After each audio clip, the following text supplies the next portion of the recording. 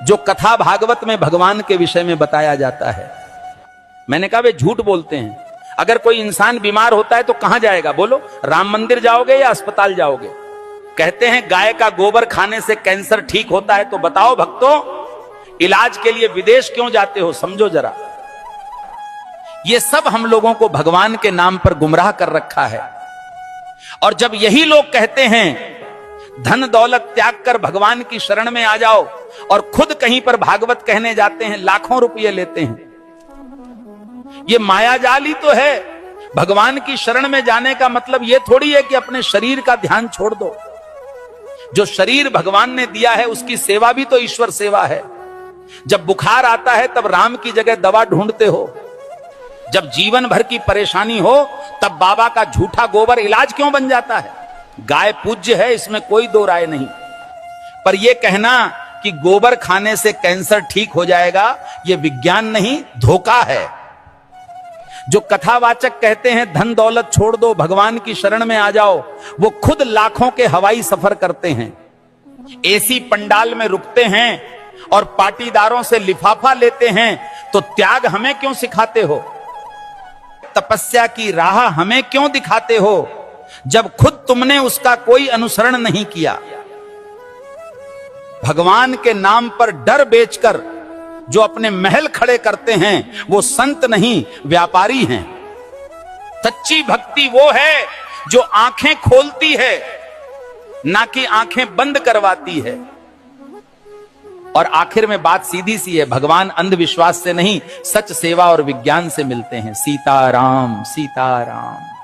भविष्य मालिका कहती है जब पाप बढ़ेगा तो समय न्याय करेगा और धर्म की असली परीक्षा शुरू होगी। 2032 से सत्य युग का आरंभ होगा, लेकिन उससे पहले पूरी धरती हिलेगी। प्यारे भक्तों, 2 सूरज दिखेंगे आकाश में, पर उनमें से एक सूरज नहीं, विनाश का दूत होगा। बंगाल की खाड़ी में गिरेगा अग्निपिंड और समंदर उठकर धरती को लील जाएगा। 7 रात तक सूरज नहीं उगेगा, चांद नहीं दिखेगा, बस अंधकार होगा और भय, जिसे तुम प्राकृतिक आपदा कहोगे। तीसरा विश्व युद्ध दस्तक दे चुका है। शब्द नहीं अब शस्त्र बोलेंगे। भारत पर हमला होगा, परंतु धर्म की धरती कभी झुकेगी नहीं, क्योंकि भगवान कल्कि का अवतार होगा। जो शरण में आएगा बच जाएगा, जो अभिमान में रहेगा मिट जाएगा। प्यारे भक्तों, भविष्य मालिका चेतावनी नहीं, ये वक्त की आवाज है। जो सुन लेगा वही कल को देख पाएगा। धर्म अब उपदेश से नहीं बचेगा, धर्म बचेगा तो तुम्हारे कर्म और श्रद्धा से।